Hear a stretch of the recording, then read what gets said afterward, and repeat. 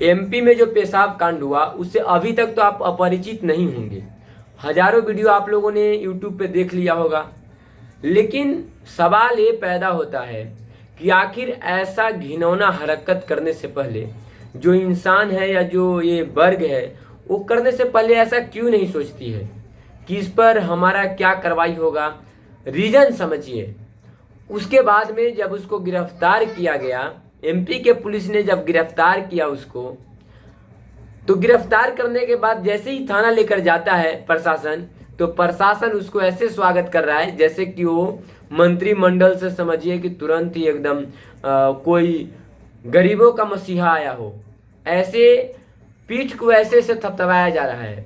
अब इसे आप समझ सकते हैं कि हमारे देश के लोकतंत्र और जो प्रशासन है इस पे सवाल आखिर क्यों उठता है। मुख्य रीजन यही है कि जो पिछड़े तबके के लोग हैं उन लोगों के साथ इंसाफ कैसे होगा। जो ये दरिंदे लोग जाते भी हैं थाने में, जो कोर्ट में जाते भी हैं, तो उन लोगों के साथ ऐसे पेश होते हैं प्रशासन जैसे वो भगवान सामने आ रहे हैं।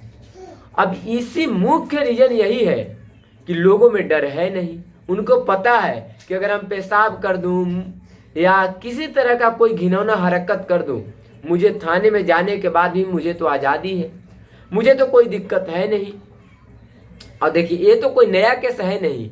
ये जो दलित समाज है, जो आदिवासी समाज है, एससी एसटी, ये जो पिछड़े वर्ग जो गरीब लोग हैं, जो ऐसे तबके के लोग जो बेसहाय है, बेसहारा है, इन लोगों के साथ आज से ही नहीं, जब से देश आज़ाद नहीं है तब से ही ये घिनौना हरकत चालू है। अंग्रेजों के टाइम से ही ये चालू है, शायद उससे पहले से ही ये चालू है। जब से पंडितों ने ये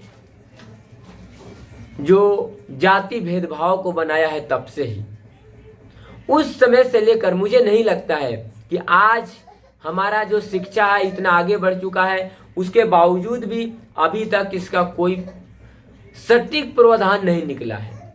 मुख्य रीजन हमारा जो प्रशासन है, जो हमारे सेवक हैं देश के, वही लोग ये दरिंदे लोगों को ऐसे स्वागत करते हैं जैसे कि वो भगवान उनके सामने एकदम गलती करके आए हैं, जिनको माफ करने के लिए वो बेचैन हैं। अब इससे आप ये समझ सकते हैं कि जब दलित समाज के लोगों पर इतना अत्याचार किया जाता था, जब वो लोग थूकते थे तो थूकने के लिए भी उन्हें मटकी लेकर चलना पड़ता था। जब वो चलते थे तो कमर में झाड़ू बांधकर चलना पड़ता था। उन लोगों पर पेशाब कर दिया जाता था, उन लोगों के भद्दा भद्दा गाली का इस्तेमाल किया जाता था। लेकिन लगता था कि आज हमारा देश शिक्षा की ओर अग्रसर है, आगे बढ़ रहा है, तो हो सकता है कि वो सही हो जाएगा। लेकिन क्या खाक सही होगा? हमारा प्रशासन व्यवस्था ही इतना ख़त्म है कि वो इस चीज़ों को ख़त्म करने के लिए बिल्कुल इच्छुक नहीं है, और इस पर सरकार बिल्कुल ही एक्शन नहीं लेती है। अगर आपको क्या लगता है कि सरकार ने किसी को मुआवजा दे दिया, या सरकार ने ऐसा बोलिए कि सरकार ने अगर थोड़ा सा पैर धो लिए, जो मामा हैं उन्होंने अगर जाकर पैर धो लिया तो सारे पाप तो धुल नहीं गए। अब यहाँ पर होना तो ये चाहिए था कि जितने भी लोग, ऐसे लोग जो सामने आते हैं सोशल मीडिया के सामने, जैसे पीठ थपथपा रहे हो, उन लोग को ऑन दी स्पॉट एकदम सस्पेंड कर देना चाहिए था, परमानेंट सस्पेंड निकाल देना चाहिए था नौकरी से।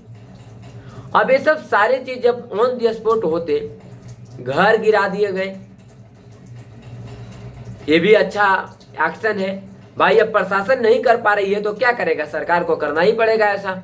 लेकिन एक चीज तो है, बीजेपी ने अपना नाक को बचाने के लिए केवल ऐसा किया है, और हकीकत में वो दलितों के बारे में बीजेपी तो यही चाहती ही है कि पूरा जो उग्र समाज है, बड़ा समाज है, वो नीचे तबके के समाज के लोगों को एकदम समझ लीजिए कि दबा के चले।